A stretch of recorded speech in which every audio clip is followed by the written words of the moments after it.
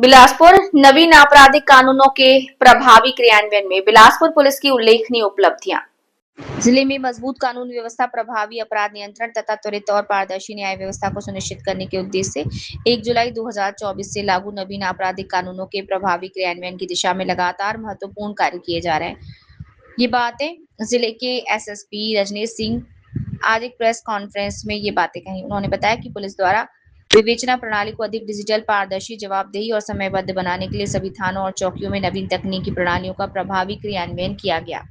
देखिए, 2 वर्ष होने जा रहे हैं हमारे नवीन कानून लागू होने पे, और नवीन कानून लागू होने के बाद न केवल पुलिस के द्वारा लगातार अपने अधिकारियों कर्मचारियों को प्रशिक्षण पुलिस मुख्यालय से अन्य सभी जगहों से जहाँ एक्सपर्ट हैं उनसे प्रशिक्षण लिया जा रहा है। प्रतिदिन पुलिस मुख्यालय के द्वारा 1 घंटे का समय निर्धारित है जो आईओ कोई भी अटेंड कर सकता है।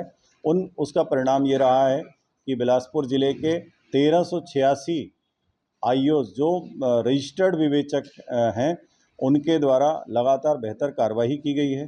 थानों में विभिन्न पोर्टलों के माध्यम से, चाहे वो माल खाना हो, उसमें प्रदेश में नंबर 1 पर एंट्री की गई है।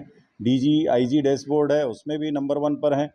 आप सभी जानते हो कि किसी अपराध में कोई किसी के साथ मारपीट हो गई, कोई एक्सीडेंट हो गया, तो उसमें मेडली पर एक पोर्टल है जिसमें कि एमएलसी थ्रू एमएलसी भेजी जा रही है, ईपीएम के लिए भेजा जा रहा है।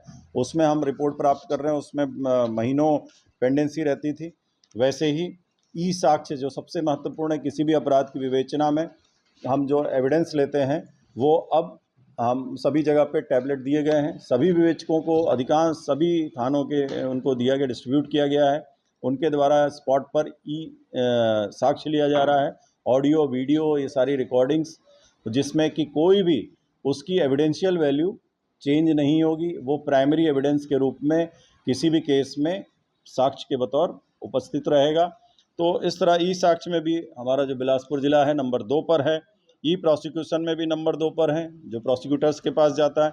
ई एफएसएल आप सभी जानते हो, एफएसएल की जांच के लिए भेजा जाता है, जो जब्ती माल होता है वो, उसमें भी हम लोग ने काफ़ी अच्छा किया है और पूरे हमारे कर्मचारी अधिकारी बेहतर तरीके से कर रहे हैं। अब आप जो कंप्लेनेंट है थाने में जाता है वो ई साइन, उसके लिए साइन पैड दिया गया है सभी थानों को, और उनके ई साइन लिए जा रहे हैं। तो ये सारी चीज़ें, वैसे ई समन्स जितने भी न्यायालय से जारी होते हैं अब इलेक्ट्रॉनिकली उसको जो जिसको भी समनी है, जिसको नाम से जारी हुआ है उसको तामील किया जा रहा है। वैसे ही 60 डेज और 90 डेज़ में अपराधों का निकाल किया जाना मस्ट है। इसको ध्यान में रखते हुए हमारे सभी विवेचक पूरी लगन के साथ, पूरी मेहनत के साथ, कि वो टाइम लाइन जो है, टाइम लिमिट है, उसके भीतर विवेचना कंप्लीट करके और चालान न्यायालय में पेश करें।